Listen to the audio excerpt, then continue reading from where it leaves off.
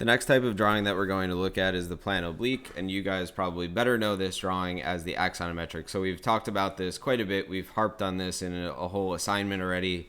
There are tutorials already up on the Miro board that describe this process, but I'm going to show you a slightly different process that may be a little bit more helpful than the skew method. It's really up to you. You can watch this video and then you can still use the skew option.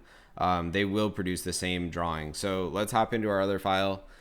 Just take note here that we're at basic 45s, and then we have a true dimension in our plan. So I'm going to describe this one a little bit differently.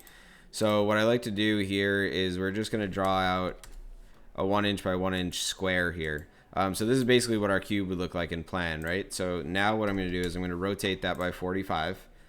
So you can see that my plan dimension actually stays the same. And then if I extrude up from there, if I go an inch up, from basically all of these, all of these corners,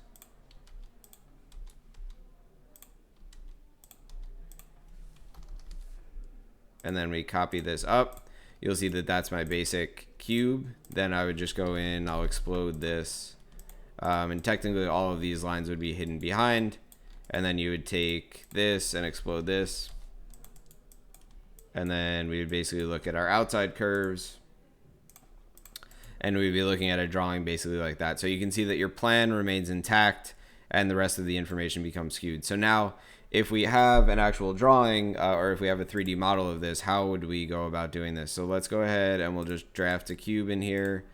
So we're going to make a 1 inch by 1 inch by 1 inch cube. So I'm going to show a really simple version first of how this works.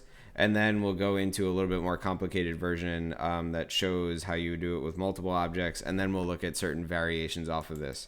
So the first thing I'm going to do is I'm going to copy my cube over. So this is going to be a destructive way of modeling. And by that, I mean, you're not going to be able to use this model afterwards for your studio projects because it's going to look totally different. So the first thing we can do in plan is we're going to do a rotate. So that's the same thing that we did here. And now what we're going to do is we're actually going to look at it. I'm going to change this out of the view I was in last time. We'll change this back to perspective. So this is the one that we're looking at here.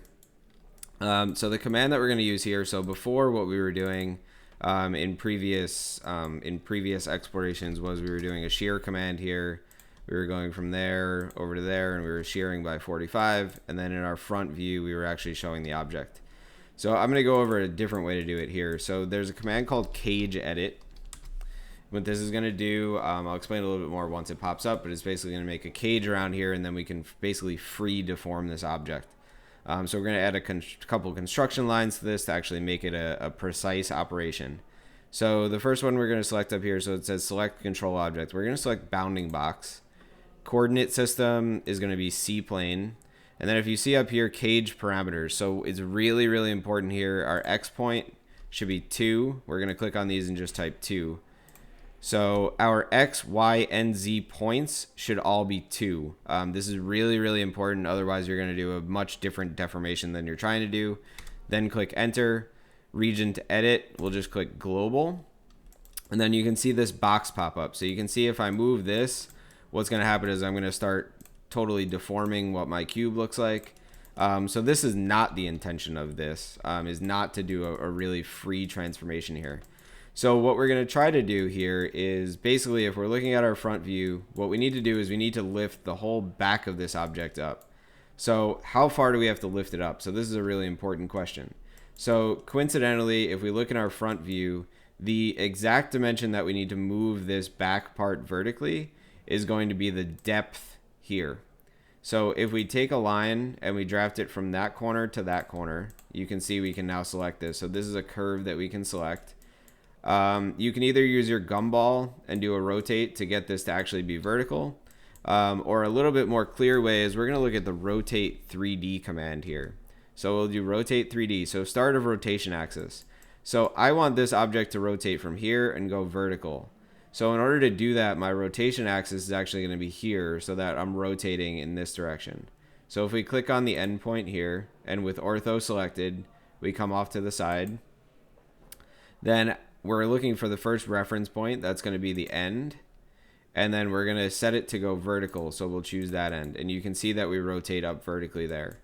So obviously there's a lot of different ways to do this. The way that might be most clear is to grab this take this curve off to the side, do a rotate using the gumball, and then do a move from that corner to that corner. Whichever way you're most comfortable is totally fine.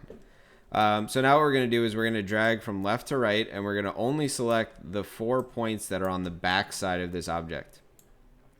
And what we're going to do from here is we can either just grab this bottom one, or we can simply do a move command, and we're going to select this bottommost point, and we're going to move it to the top of that line.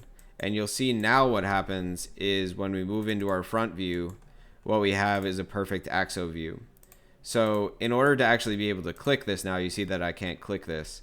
That's because I actually still have my points on in here. So if I wanted to still deform this, I could. So in order to turn those points off, we're either going to go over to here and then right click to turn points off, or there's a command called points off. There's also an F key. I'm not sure off the top of my head. I think it's F11 will turn them off. Let's try that out. So if I have those points, I'm going to select here. I can either do a move command or I can drag. And then to turn those off, let's see, F11 will turn them off. So then we can delete this box that's around it. We can delete this curve. Then we're going to go into our front view. We're going to click on this object and we're going to do a make 2D. Same selections as before. So view, hidden line selected, maintain source layers, click OK.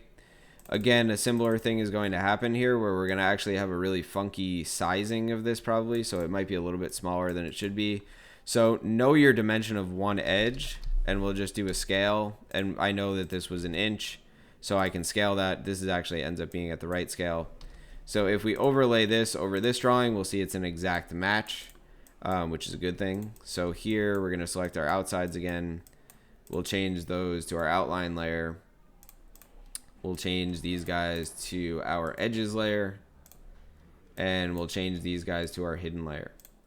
So that's your basic measured axonometric, and by measured or measured plan oblique, same thing. So by measured, I mean that we can actually still measure all of these edges and they're exactly the same. So let's look a little bit at how we would do a couple of different objects. So if we select this, and let's say we want to do a few of these differently. I can also maybe scale some of them, scale one of them to make it look a little bit different here. So let's just do a scale 1D on this. So this will be relevant because you guys are not just obviously modeling cubes or prisms. You're going to actually have to model a series of these things in axonometric. So let's take a look at what happens when we do multiple objects here. So again, we're going to rotate here. We're going to rotate by 45. So same rules apply there. So then when we go to make our cage edit, we're going to select all of the objects that we have. I'm going to move them over for clarity. We'll do a cage edit, but we're going to do it on all of them. We're going to click bounding box again, C plane again. Our objects are still set to 2. Our Z point and X point and Y point count are still set to 2, so that's totally fine. So if you've already done the axo, these will already appear in the top bar up here, so you can just click through. Just do a double check. You'll know right away if you have more than 2. You'll see a bunch of points on there. So we can just click through that. Again, we're going to do global, and you should see the 4 points pop up. So again, we're looking at something where in the front view, we're going to take the depth of our whole object, so the depth of our bounding box. So we'll take a polyline and draw it from the front to the back. Again, we'll take a look here at the rotate 3D command. So rotate 3D. Start of rotation axis is going to be this point. With ortho selected, we're going to go over here. You can just select a point out in space. It doesn't have to be an actual point. Same thing here. You can just select a point out here, and then we're going to make this guy go vertical. Then what we can do is we're going to grab, again, drag from left to right. We're going to grab just our points. We'll do a move, and we'll go from the bottom of that line to the top. You'll see this one's going to get a lot longer. And again, we can hit F11 or do points off with a right click over here. We can delete our box here. And then if we go into our front view, we're going to see that these things are perfectly in axo. We'll do a make 2D again. Click make 2D. Then we're going to go into our top view and we'll see that make 2D appear here. So this is an axo of multiple objects. This is basically how you do your building. So again, you're going to rotate your plan, figure out your depth, rotate that depth up, and then do a cage edit to get that to go vertical. So the last thing that we're going to go over is just variations on this. So I'm going to go ahead and delete this. We can make a cube here. So this is going to be a 1 by 1 by 1, and we're going to take a look at how we would do variations on this. So I'm going to just do a couple of different options here. So one would be I'm going to look at it just from the face on. The next is we'll just do something where we're just going to, with our ortho off, we'll just rotate it by a sort of arbitrary amount. And then the next one we'll do a little something different. So we'll keep that same view and we'll try something different. So here again, we'll do the cage edit, bounding box, C-plane, click through, global. So here, what we can do is if we take these 4 points and then we go into our front view, we can actually move those vertically and we can get a plan oblique in this way. So we can actually get a head-on. So this would basically be looking at the sort of front of it, and then we would get the oblique from this face of the object. So if we escape out of that, so now we can go ahead and look at this one. So what we're going to do is we're going to do the same thing. So we'll do a bounding box around this. So we can actually look at the depth of this again. So we'll just draw a line here. Again, we're going to need to rotate this vertically. So we'll use the gumball this time. We're going to turn our points on. And then we'll select these guys. And we're just going to move this vertically. Whoops.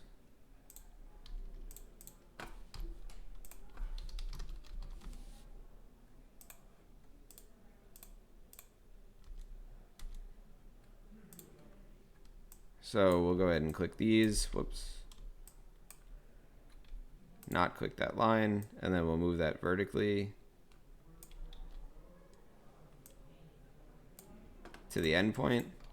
And what you're going to see here now is basically we're looking at a different orientation of this. So you can change the plan oblique here. You can see basically in your front view that you would be changing that view of this. So I'll just do a make 2D of both of these guys.